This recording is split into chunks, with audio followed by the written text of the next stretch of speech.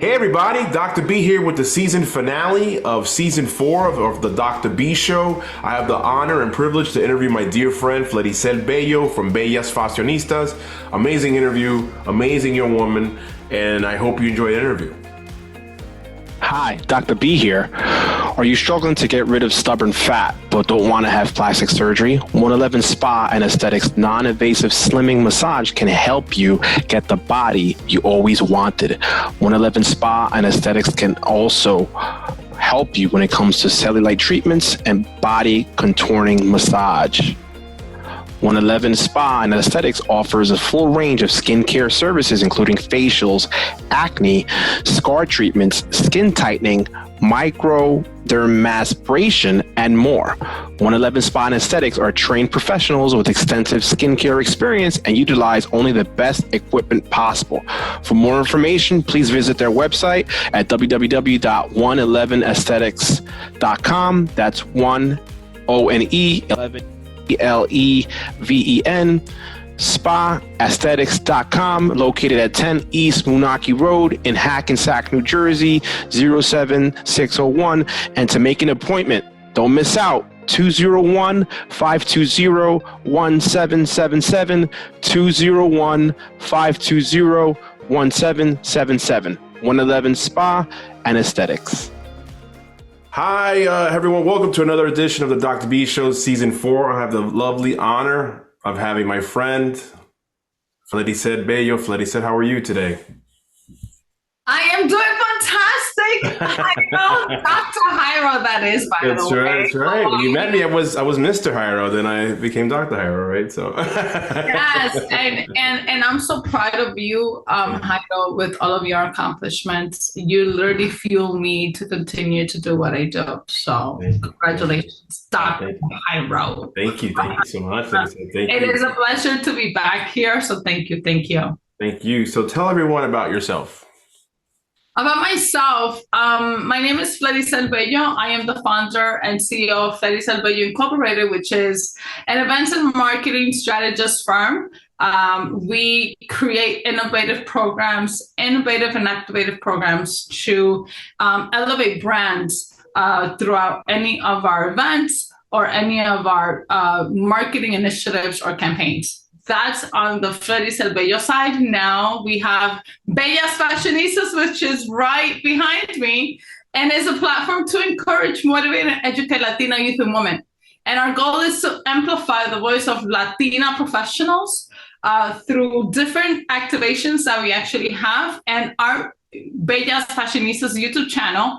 And also our goal is to educate, motivate, and encourage our youth to reach their full potential. So what we do with that, Dr. Jairo, is that we bridge opportunities to scholarships, internships, pre-college programs. We work very, very hard on, I wouldn't say hard on, but strongly moved by identifying their career path so that we could be able to be the bridge to their opportunities. And also personal and professional development is key.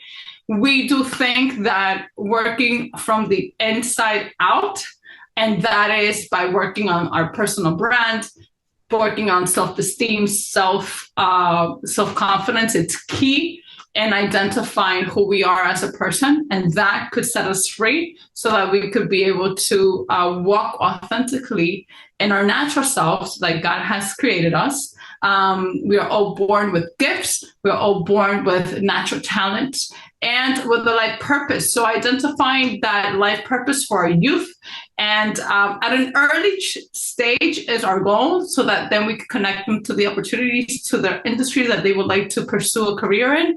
And that's what we do. We bridge opportunities, we connect, and ultimately we have our business corner where we help the minority-owned businesses be able to have more digital presence and do storytelling, right? We love storytelling, but storytelling of our brands and who we are and our culture within the company. That's what we do at Bellas Fashionistas. Love it. I love it. So I'm all about education, as you can see from behind me, right? All of my certificates and degrees and all that. So I know you started at Hunter College and studied film and media, right? So how did How did that play or shape you into the person you are today? That's a good question, Dr. Jairo. When I was 12 years old, I'm originating from the Dominican Republic. I came here. Shout out to the DR. Dominicana. I came here when I was 10 years old, Jairo, and at the age of 12, it was a hot summer. In the 90s, Un Verano en Nueva York, it's one of those songs. And I was watching TV all day. My parents were working. I was watching TV all day. My only concern was to do some house chores, help my mom pre-prep the dinner. But I think that the positive side from watching TV, Dr. Jairo Borja, it was that I was able to see something different. And, when I was able to see that, I said, God, I want to be able to land a career in television as a reporter. Not that I wanted to be, a few years fast forward, having the public eye is a different story. But anyway, I actually wanted to land a career in the film industry, and I didn't know how to. So I didn't feel that my parents had the network.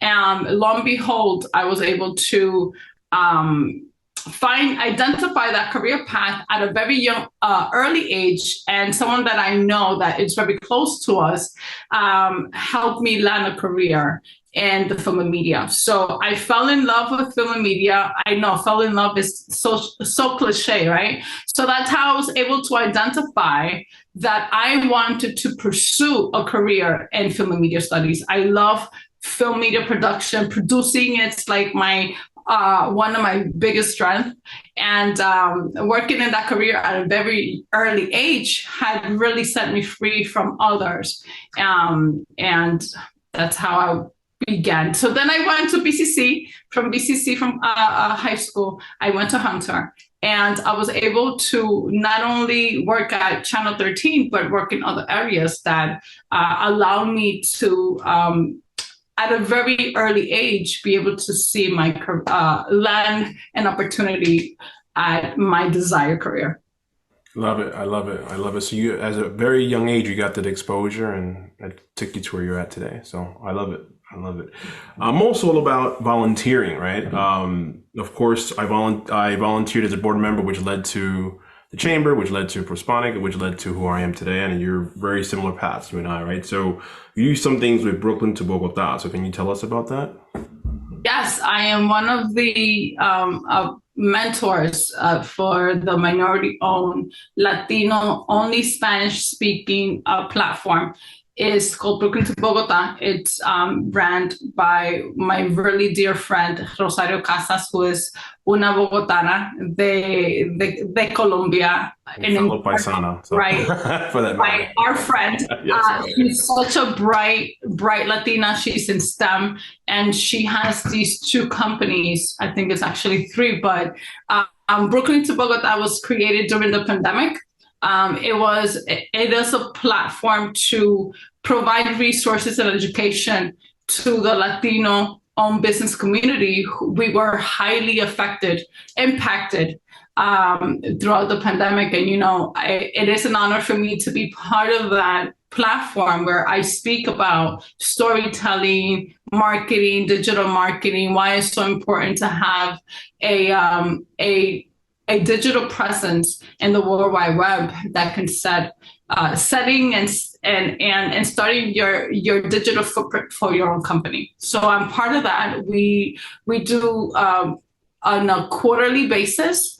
We do workshops in Spanish, and we speak about different topics related, obviously, to not only to empowering women and businesses, but also mostly focused on marketing.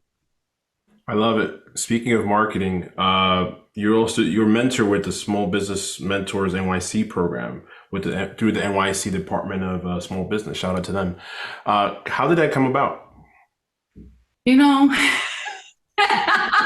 a good question. It's I know. all about our networks, right? So I'm sure for you as well, doing what you do for so many, for such a long time, we build this network that entrusts us to be able to host different positions and open the doors to the next opportunity, right? So that's how we partner with We NYC, and we partner with other organizations. I, as a minority-owned business certified with the city and the state of New York, I do have access to a lot of other prominent Latinas and Latinos and non-Latinos within the spectrum. And the opportunity came about, and they said, hey, we need someone in the fashion, we need someone in marketing. Can you be one of our mentors for our program?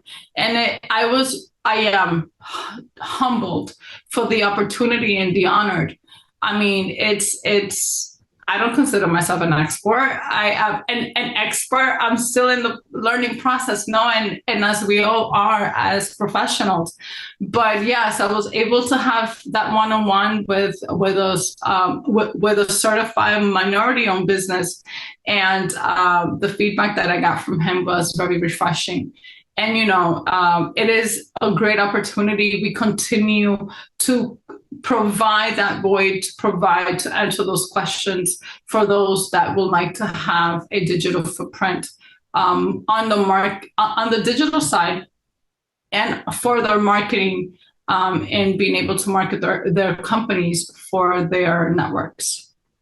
Love it. As a fellow NYC minority-owned business, I think it's important, right? So 100% to know your network and leverage that, right? Everything that's available to you. So I did some research, as you saw or see.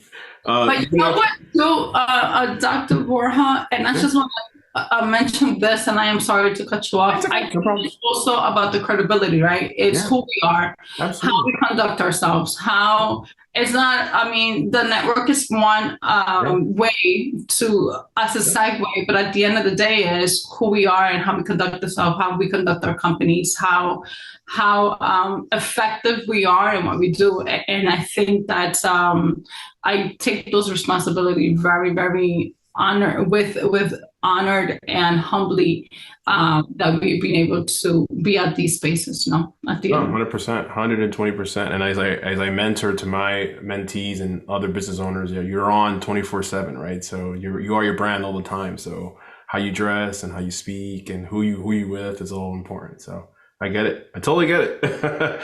So which segues to my next question. You've been an entrepreneur for a while, right? So it looks like over a dozen years, you survived the recession, the pandemic. How did you do it? A dozen years.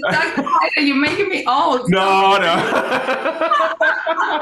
didn't mean to say it like that. Say that. Not all year. Have I been able to survive? Look, I think that entrepreneurs are always pivoting, right? And for me as well, I could only speak about myself, but I've seen this also. I think that when you have clarity on the type of audience you want to service, it becomes slim, right? There's a bunch of other marketing firms. Not everyone is meant to service everyone. There's so many companies worldwide. And I think that when you know who your target audience is, I think that's easy to be able, not easy, not always easy.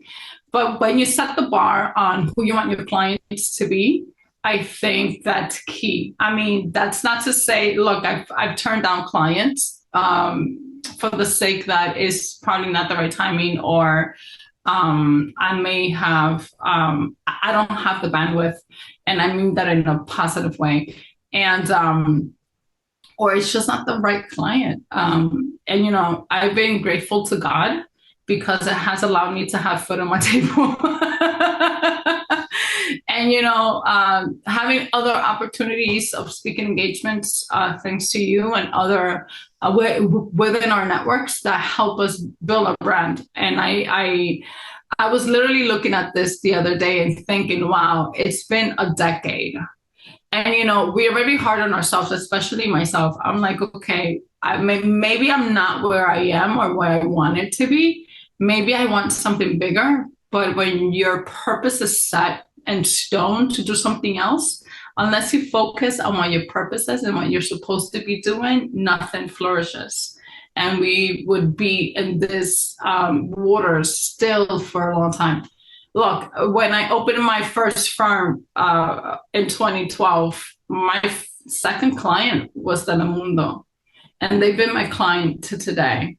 And having a client for a decade, it's a blessing. And doing other projects, high-end, high-caliber projects within the network that we associate ourselves with, it's an absolute blessing to be able to service them.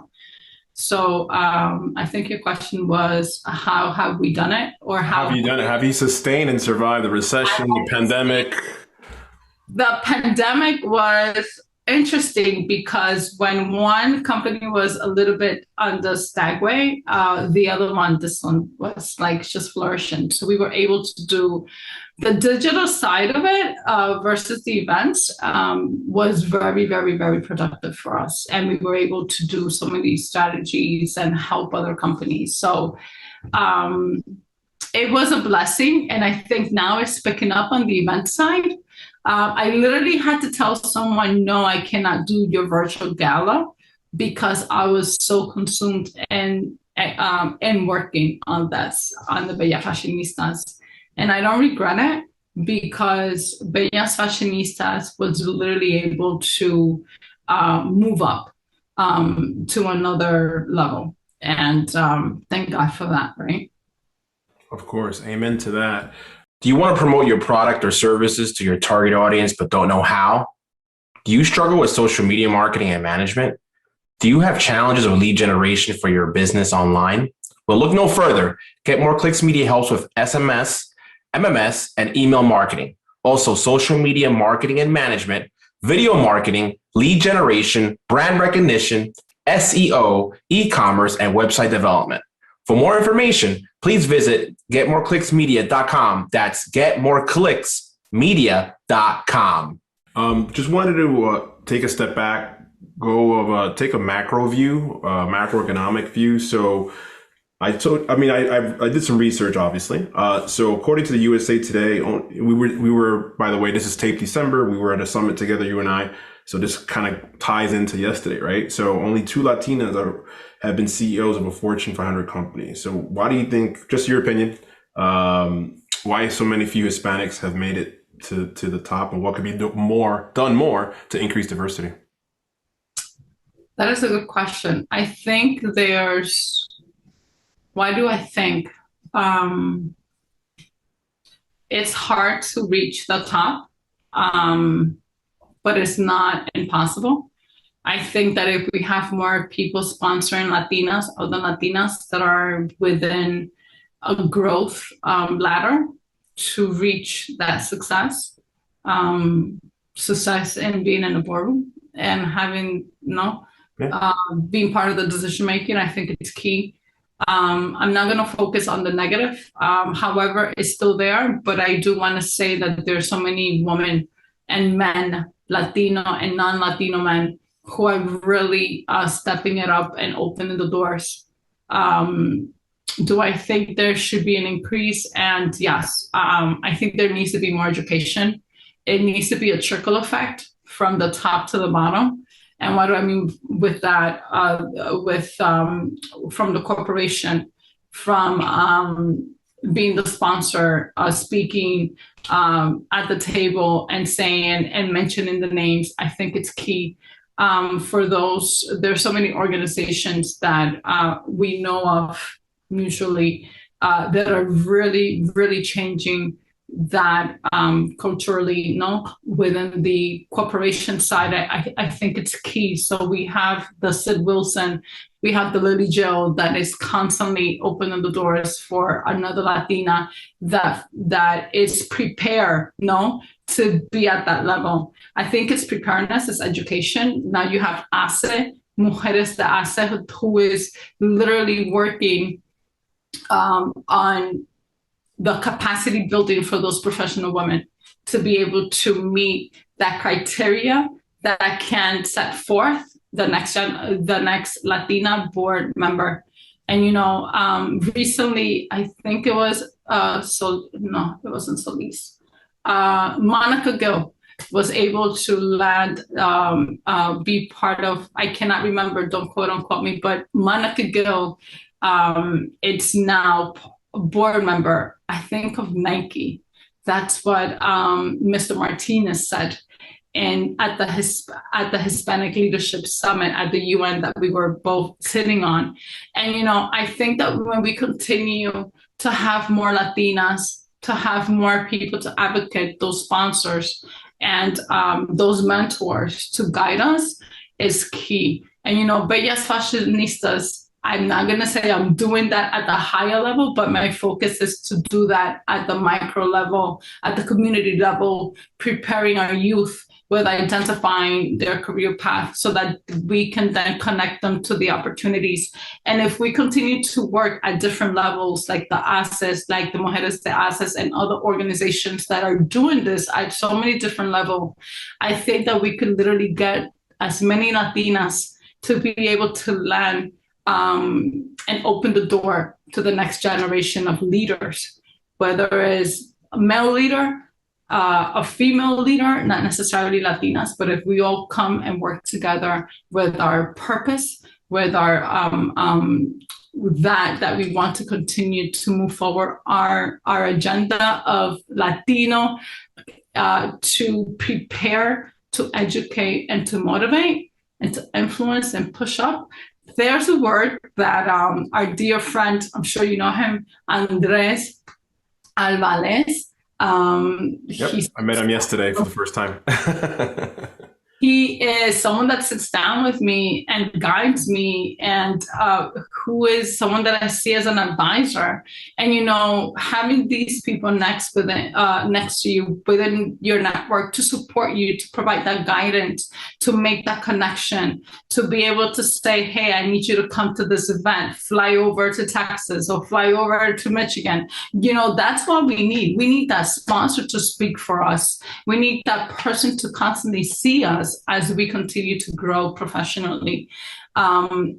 He said something which I repeat, and I know that Lady Jo repeats it again. It's the push and the pull. Push and pull. The more that we push and then we pull that person that comes behind is what we need to continue to do as a community, for our youth, for our Latina community, for the whole minority, because that's who I advocate for, the whole minority community, to be able to push forward. And that can increase economical, with the GDP and increase an economical level all across the board within our community. So love it. I love your opinion. I hope that answers. We're done. We're done. We can solve we can solve the diversity issue. I feel like I could be in a spin. I love it. You just gave me a macro 360 view, but I agree with you 100%. Unity is all about Latinos being unified, and it's all about partnering with organizations. Like I said to increase diversity programs to have Latinas at the table, right? So that's what all about at the end of the day, 100%. So. Cool. I wanted to shift gears a little bit into event business. So according to Live Nation, they recorded record profits in 2021 because, everyone has been locked down for 18 months to 2 years. Everyone's dying to go to see Taylor Swift, whatever, right? So also with events happening in 22, do you still see that trend continuing, or do you see it leveling out as far as live events? What is your thoughts on that? I think it's a work in progress. Look, everybody was so tired of being locked up. I'm so glad that we were able to go to the United Nations for the 5th annual Hispanic Leadership Summit. I think that we were all born and made to have that one-on-one with people. Do I think it's going to diminish? I think it's going to increase.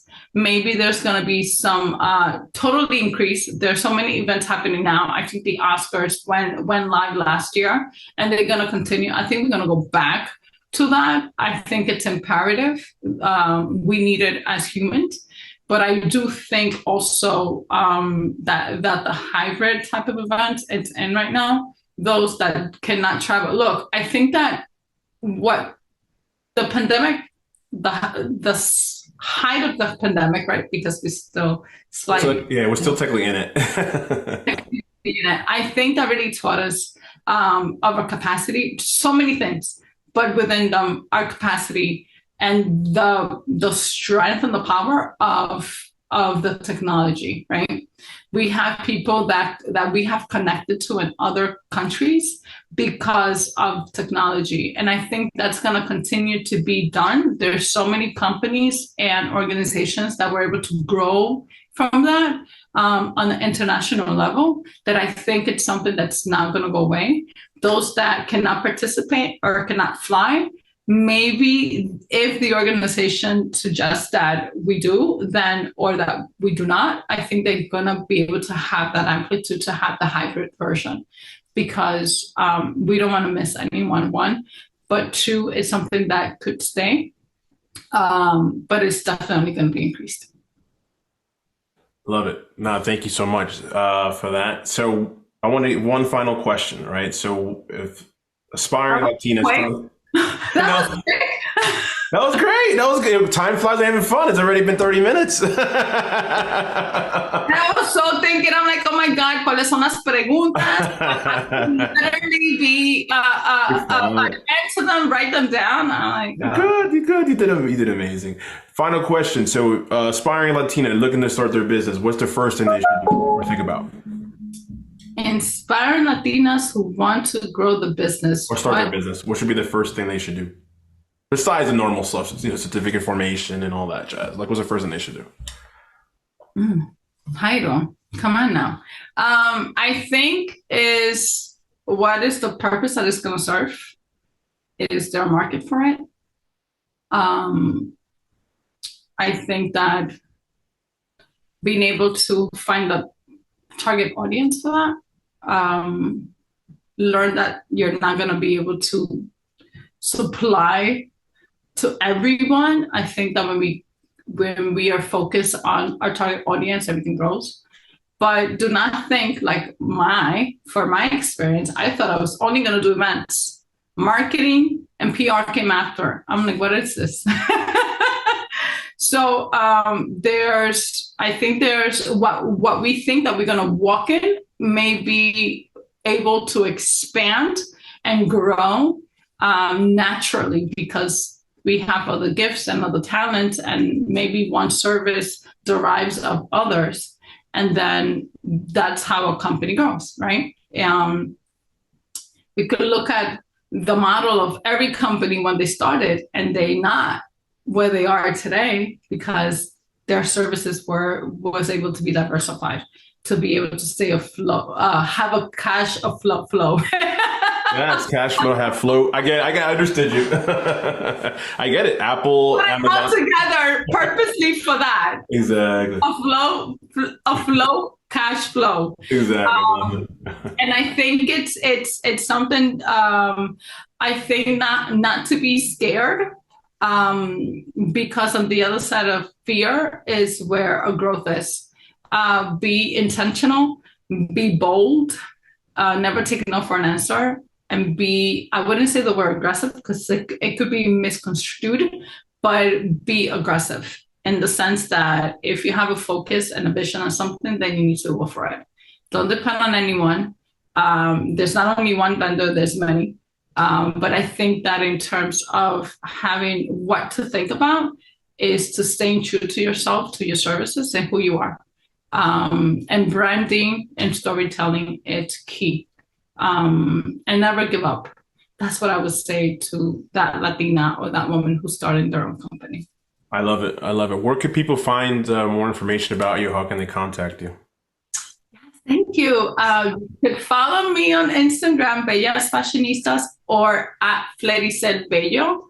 For the Bellas Fashionistas, is at Bellas Fashionistas TV.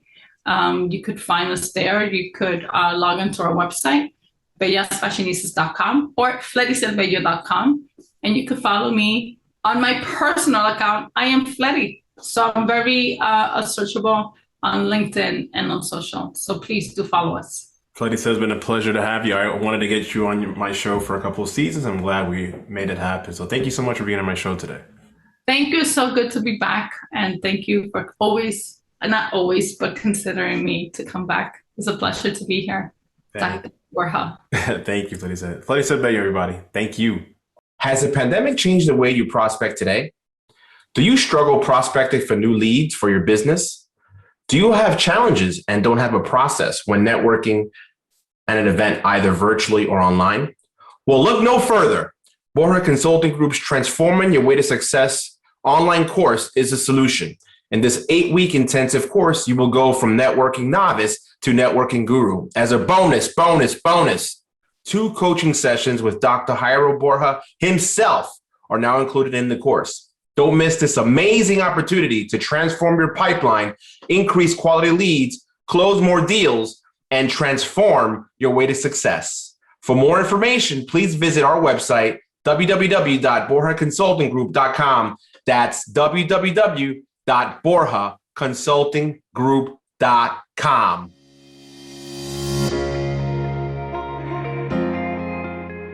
Hey everybody, Dr. B here. I just interviewed the great Fleriser Bello.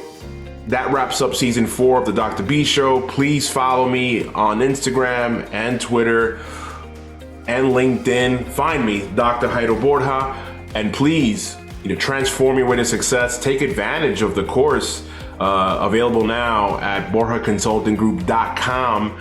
And hey, don't forget to network your way to success as well. I have the book on it at networkingyourwaytosuccess.com as well. So with that being said, it's a wrap.